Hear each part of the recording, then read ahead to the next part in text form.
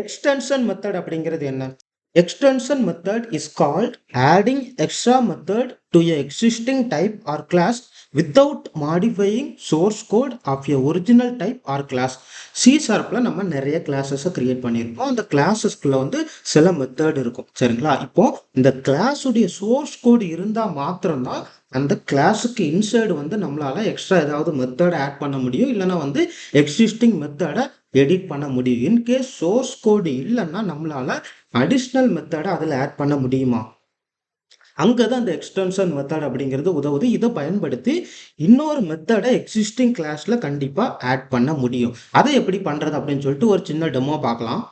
இப்போ விசுவல் ஸ்டுடியோவில் பார்த்தீங்கன்னா ஒரு கன்சோல் அப்ளிகேஷனை கிரியேட் பண்ணியிருக்கிறோம். அந்த கன்சோல் அப்ளிகேஷனில் கார் நம்பர் அப்படிங்கிற இன்டீஜர் வேரியபிளை டிக்ளேர் பண்ணியிருக்கிறோம். சரிங்களா? இப்போ இந்த இன்டீஜர் அப்படிங்கிறத டெஃபினிஷனை ஓப்பன் பண்ணி பார்த்தீங்கன்னா சில மெத்தட் இருக்கும்.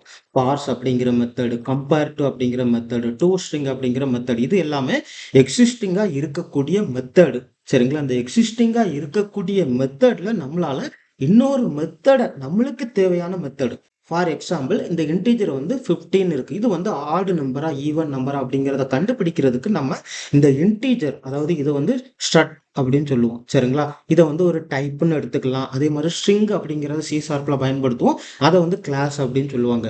இதுல நம்ம இன்னொரு மெத்தடை ஆட் பண்றதுக்கு தான் அந்த எக்ஸ்டென்ஷன் மெத்தடை யூஸ் பண்ணுவோம். இப்போ அந்த கார் நம்பர்ல நீங்க டாட் வச்சு பார்த்தீங்கன்னா என்னென்ன மெத்தட்லாம் நம்மளால ஆக்சஸ் பண்ண முடியுமோ அது எல்லாமே இந்த டிராப் டவுன்ல வரும். சரிங்களா?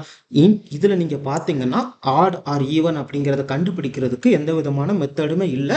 அந்த மெத்தடை தான் நம்ம இப்போ கிரியேட் பண்ண போறோம். எப்படி கிரியேட் பண்ண போறீங்கன்னா, ஒரு கிளாஸ் கிரியேட் பண்ணியிருக்கிறோம். எக்ஸ்டென்ஷன் மெத்தட் அப்படிங்கிற ஒரு கிளாஸை கிரியேட் பண்ணியிருக்கிறோம். அந்த கிளாஸ் வந்து ஸ்டாட்டிக் கிளாஸாக இருக்கணும். இன்சைடு ஸ்டாட்டிக் கிளாஸ் வந்து ஒரு ஸ்டாட்டிக் மெத்தடை கிரியேட் பண்ணியிருக்கிறோம். அந்த ஸ்டாட்டிக் மெத்தட் நேம் என்னன்னா இஸ் ஈவன் ஆர் ஆட் அப்படின்னு சொல்லிட்டு மெத்தட் நேமை நம்ம டிஃபைன் பண்ணிட்டு எக்ஸ்டென்ஷன் மெத்தடு யூஸ் பண்ணணும்னு நினச்சோம்னா இந்த திஸ் அப்படிங்கிற கீவேர்டை கண்டிப்பாக யூஸ் பண்ணணும். அதாவது ஸ்டாட்டிக் கிளாஸாக இருக்கணும், ஸ்டாட்டிக் மெத்தடாக இருக்கணும், திஸ் அப்படிங்கிற கீவேர்டை பயன்படுத்தி இருக்கணும்.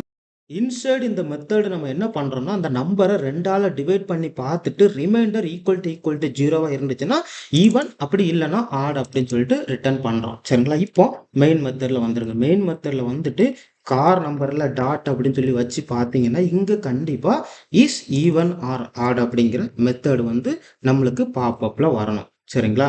இதுக்கு முன்னாடி வரல, இப்போ வந்திருக்கு. எதனாலன்னா நம்ம எக்ஸ்டென்ஷன் மெத்தட் அப்படிங்கிறத கிரியேட் பண்ணியிருக்கிறோம். இப்போ இதை ரன் பண்ணி பார்த்தீங்கன்னா அவுட்புட்டில் வந்து கார் நம்பர் இஸ் ஆட் அப்படின்னு சொல்லிட்டு பிரிண்ட் ஆகிடுச்சு. இது எங்கேருந்து வருதுன்னா எக்ஸ்டென்ஷன் மெத்தடு மூலமாக தான் நம்மளால் அச்சீவ் பண்ண முடியுது.